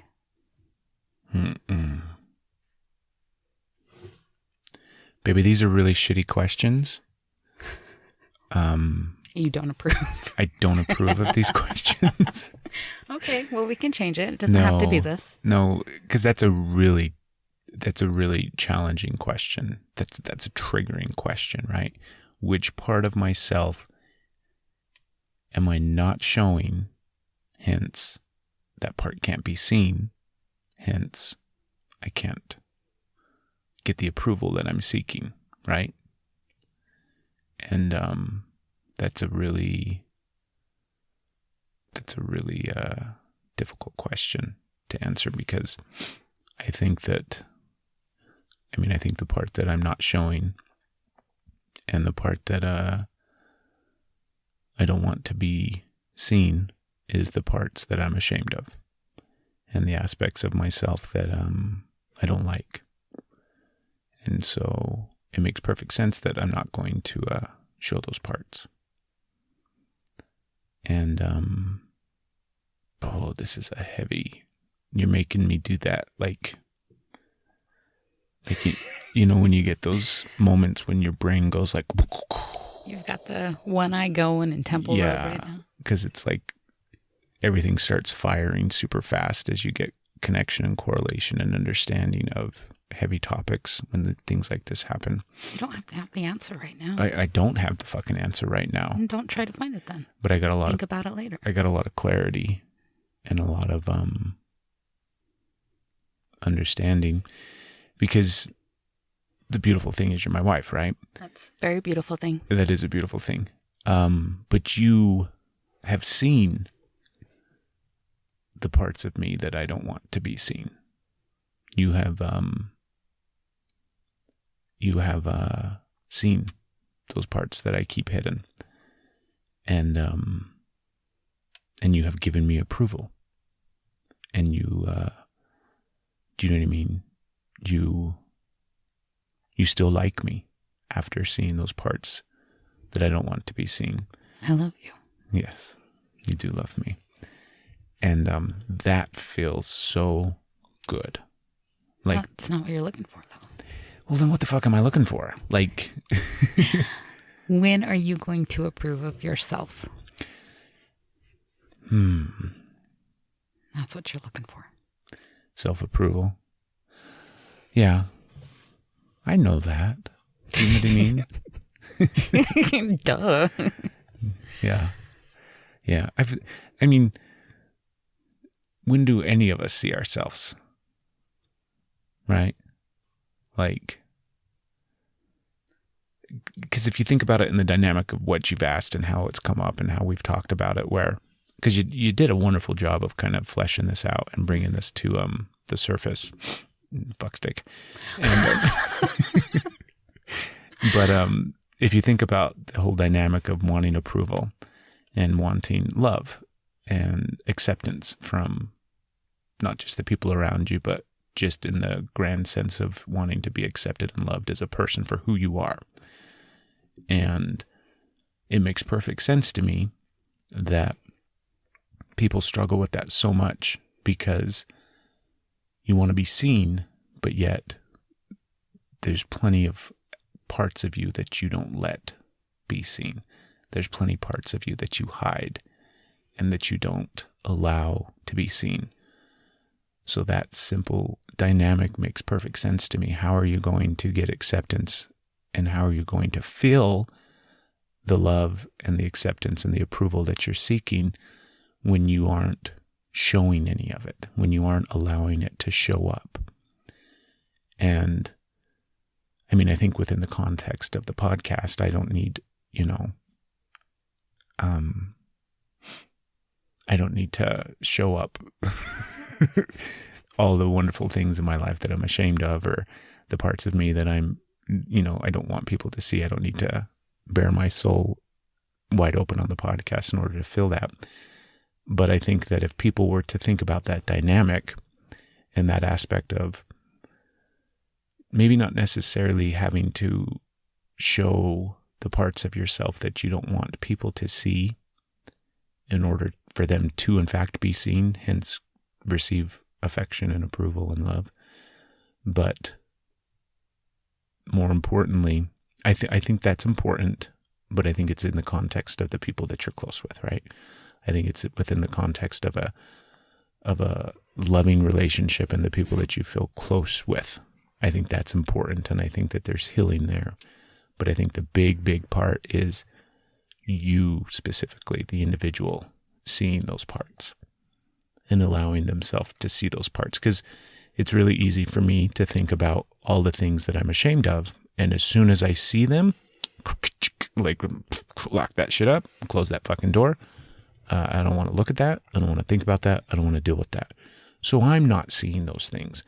I'm not giving my own, I'm not giving myself approval, because when I show up to receive that approval and that love from myself, I say, nope, I don't want to see that. I don't want to think about that. I don't want to look at that part of myself. So just that simple dynamic makes huge amount of sense, dear. And it's beautiful and it's wonderful. And I think that it's profound. So it's going to stick with me. It's going to stay with me. Thank you. Thank you. Do you want me to ask you some more questions? Yeah, let's go with some easy ones. Like, fuck. Well, you started off with easy ones and I didn't answer them. I should have answered those. That's how you play the cards. What do you go ahead. You ask one now. I'll call you fuckstick and all the things you called me. No, I don't know. That's a super deep. That doesn't that make total sense? Like, it's really like you personally, like you, Stephanie, can think of that not context. You can think of that idea. Yeah. And that and directly relate it to yourself and see how there's plenty parts of you that you don't allow to be seen. You don't show people. You don't share with people. And when they come up and when they show themselves to receive approval and to receive love, you say no and you hide them. I think that's a beautiful fucking thing, dear. I think, what if we just look at it that way?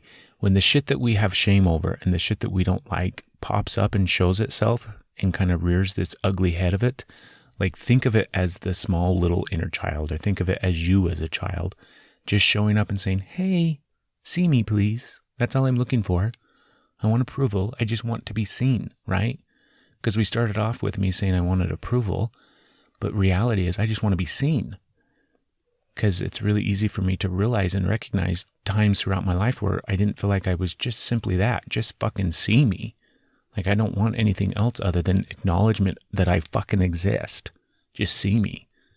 And so when we have those things that pop up that we have shame over, that we personally see, I think we have to see them.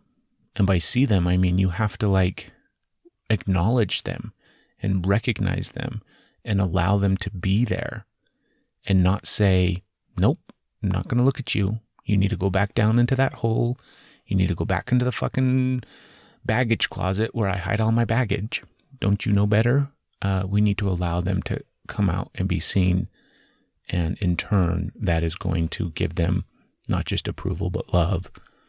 And obviously that beautiful thing of self-love that everybody needs. So I thank you for that.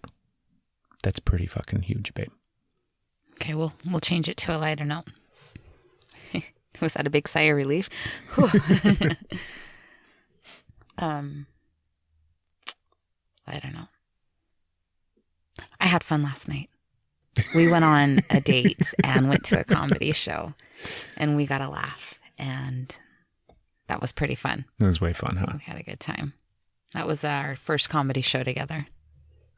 I think it's like my second comedy show of my life, maybe.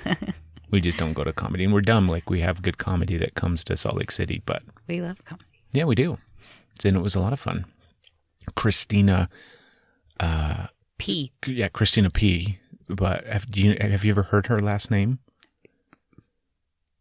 P. No. I don't know. Is it Perry? It's Christina Perry. It's not Christina Perry. It's Pazinski or Pazinski or something like that. Yeah. She's funny. She was way good. She was really awesome. funny. It was fun. And we had a good time, right? Mm-hmm. Had our dinner. Had a wonderful, beautiful dinner. Yes. It was awesome. It was awesome. I loved it so much. It's what I love about us, right? Because we didn't go to some fancy restaurant. We didn't go to, a 5-star fine dining. We didn't do any of that. Tell the folks what we did. All right, folks, listen up. Ingredients for a perfect day with us. We went down to Whole Foods, which was near the comedy place. And was that a plug for, well, it was kind of near the comedy place. That's another funny story. Whole Foods is sponsoring the podcast. That would be nice. So we went down there, went to their salad bar, and just loaded up these takeouts of all these deliciousness. And I think my favorite thing about their salad bar is at the end, they have these these mason jars that have all these different kinds of nuts. So mine had almonds and the pecans and the walnuts and all the things I love. And they had coconut sprinkles, like real coconut, not the sugar-coated candy crap, but the coconut sprinkles that went on top of that. And it was wonderful. So Surprise, coconut. Yeah, I didn't even catch that. We may be coconut addicts. Yeah. We'll have to start a group. No, I think there's already a CA group. So like, that's cocaine. We're not cocaine addicts. We're coconut addicts. So we had this takeout, and we were parked in the parking garage on the top. And we went to our van and overlooked the parts of the city that we could see, and ate our salads out of to-go containers in the back of the van, and just had a nice conversation with us. And it was beautiful. It was perfect. It was wonderful. Yeah. We always have those moments. Yeah. And there's benefits to being alone, parking structures, nobody around, in a van with tinted windows. And I'll leave it at there. But it was a really, really nice dinner and fun date. And then the funny part is we were parked right. We have to go now. No, it was awesome. It was funny. So we were near the comedy place, we thought, but the wrong comedy place. So as it was time to go in, leave us plenty of time to get in, get our seats, realized that we had to walk back from the street, up the elevator to the van, and get in and drive to the actual comedy location. We had to drive like another 10 minutes to some other. It wasn't far, but It was so funny. It was so funny for some people involved. No, the reason it is so funny is because you are like human GPS. You know exactly where we're going. You know how to get there. You know the most efficient route. And we're in fucking Salt Lake, right? You don't need Google Maps. You know the time. You always have this mapped out. It's crazy. Like, you can never have gone someplace, look at the address, maybe look once, and then you drive right there. You're not the person who gets lost. You're not the person who goes to the wrong place. And so I got a little bit of pleasure out of that, because I'm the person that GPSs till I've been to the place like 10 times, and I'm like, I think I got this. I'm going to try it this time without Google Maps telling me where to turn. And if I happen to be in a conversation while driving, I can totally miss the exits and not realize that I missed the exit until we're 20 miles out, and like, oh, this is different. End up in Texas. I think we went the wrong way. So it was a little bit of a personal victory of like, haha, see how that can happen? No, it was super fun. It was wonderful. It was wonderful. Time. We highly recommend Whole Foods and comedy. Yes. So do in you combination. think that if we like shamelessly plugged it, we could get free salad bars and comedy shows. Yeah, I think so. I think that there's probably a lot of people from Whole Foods that listen. Well, they should listen because this is, after all, the podcast for the universe. Exactly. So, yeah. Yeah. I, like, this isn't the topic. Like, I just said I was going to make it light, but, gosh, can I share something kind of, I don't know. Baby, you can not share. Not funny, not. You can share whatever you want to share. Well, I witnessed a dynamic play out last night with a couple in front of us. And I kind of want to talk about that a little bit. Absolutely. So things are always different from the outside looking in. Like, you don't know what, unless you're involved in it, you really don't know what you're seeing. You really don't know what the dynamics are. You don't know what happened before you saw whatever you saw, what led up to. You just know your interpretation of what you saw. So I recognize that there may be more to the story. But sometimes what you see is exactly that, is exactly what it is. There was 2 couples. It was like a double date. And the ones that caught my attention had this young, beautiful girl. I mean, she was... I wish you could hear this, because you were beautiful, you were gorgeous, you don't have to be young or beautiful to deserve to be treated well. But she was just so full of life. You know, she's got this,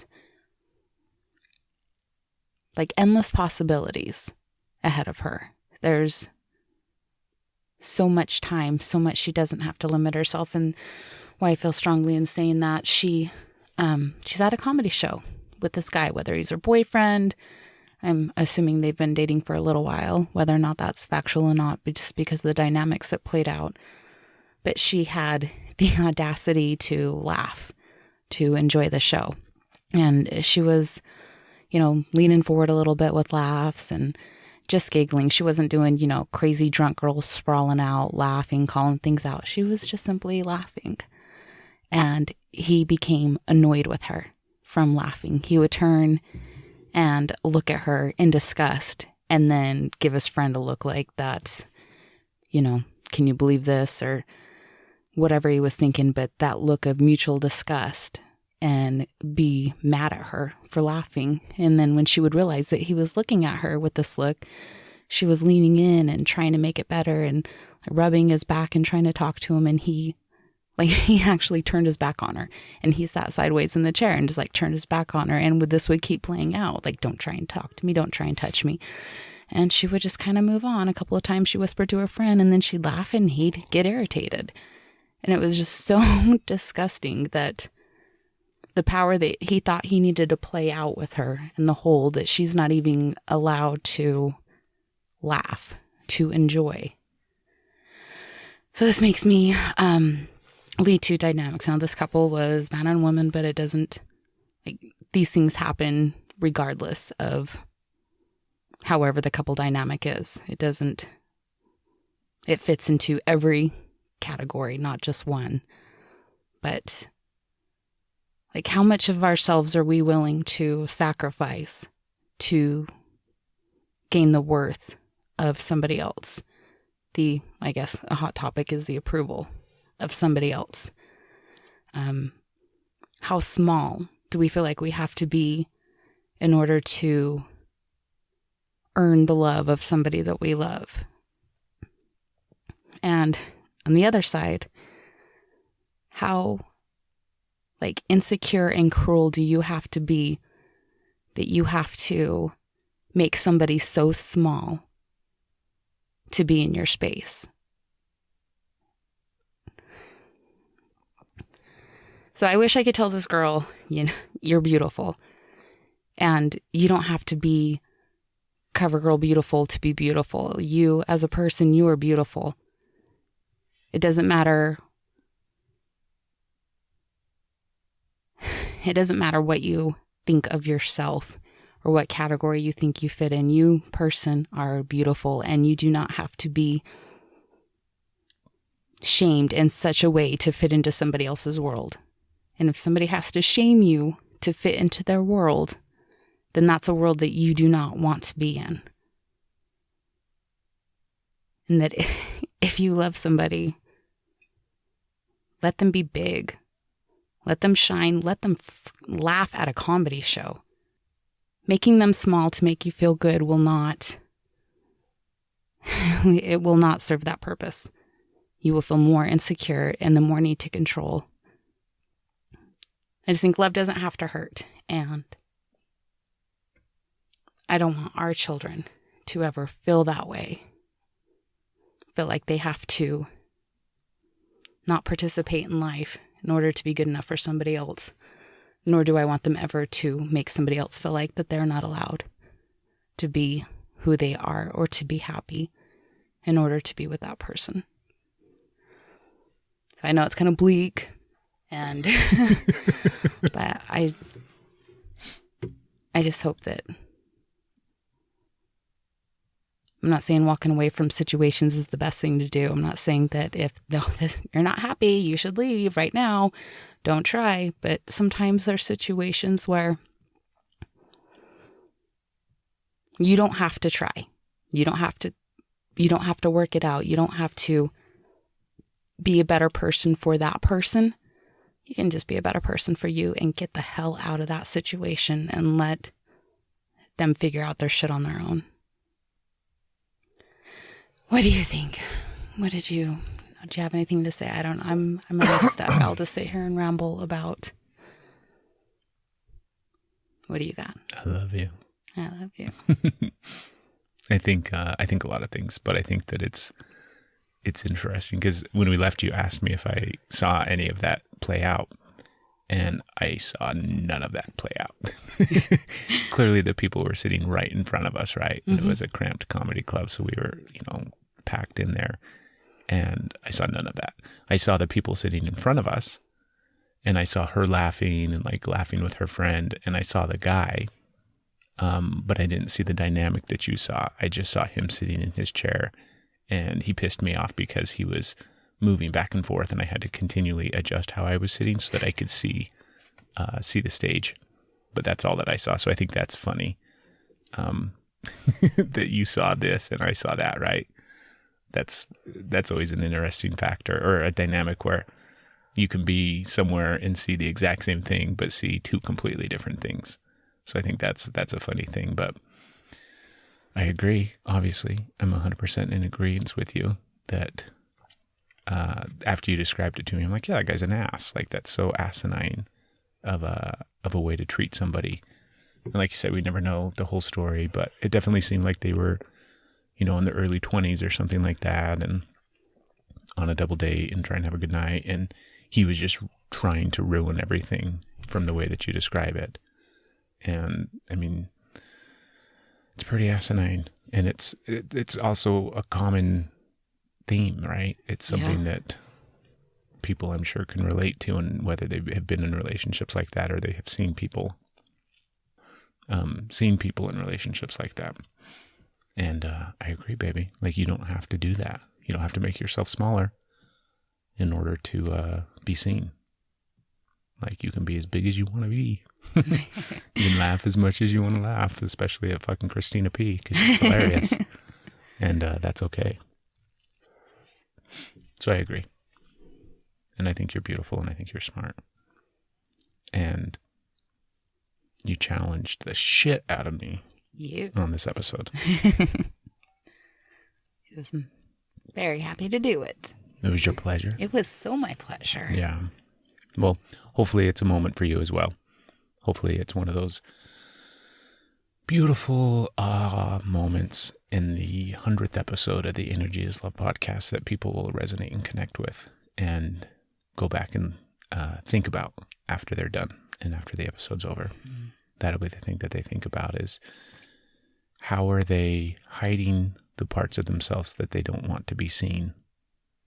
And that is keeping them from truly accepting who they are and allowing them to be seen completely across the board, not just with the people that they love, not just in the greater sense of the fucking world and society and being seen by the people around you, but more importantly, being able to see yourself completely and love yourself and accept yourself completely.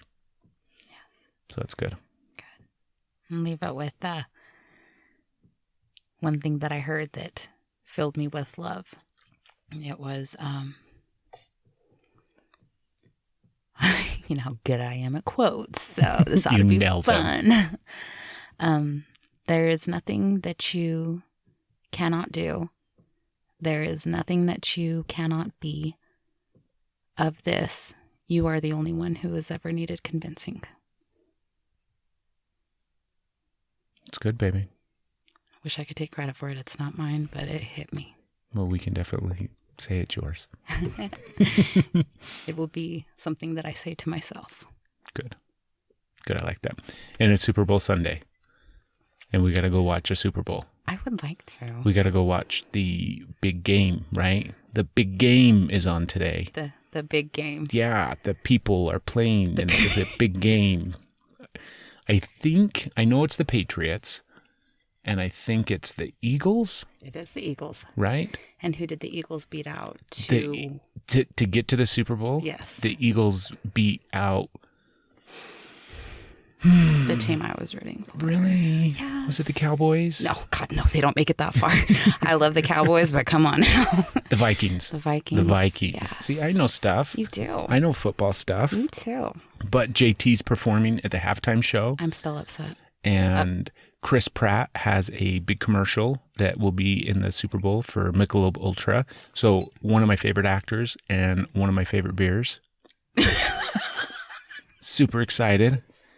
And you know the other really good thing about the Super Bowl? Oh, God. Because, yeah, the please. commercials are fun, blah, blah, blah. I don't give a shit about the fucking commercials. Because you can go watch all the commercials on YouTube, like right now, even before the Super Bowl's This on. is like YouTube here. But they're sponsoring the podcast. I don't know if, This is YouTube awesome. Like, is I love now a new sponsor for the podcast. You know, if Justin Timberlake could sponsor the podcast, so I want to take you to the concert, but they're a little out of our price range, like a lot, JT. Come on, seriously. Movies, trailers. They have a lot of really, really good trailers during the Super Bowl because that's when they put out like the big fucking good trailers for all the movies that are coming out this year. Well, I don't know why you are not so excited for the Super Bowl because you watch more trailers than anybody I have ever met. It's the big like game. You spend time just watching trailers. You got to watch something. Should we go watch some trailers? Yeah. And, let's go watch some movie trailers rudely interrupted with some fucking football. And I love you. I love you. Thank you. Thank you. 100 episodes. 100. Here's to 100 more. Hey, good job. Thank you, baby. Everybody go out and have a beautiful, beautiful, wonderful day. It is such an unconscious thing because it's happening before you know it's happening. You do things to make sure that the space that you're bringing to the next person is a space that is beneficial for them. Everybody has something to share. Everybody has light and worth and value and energy that they can bring forth. To be kind and compassionate and accepting doesn't mean that you have to drown yourself in all the bullshit that it's out there. I get a little crazy with the coconut oil in the hair sometimes.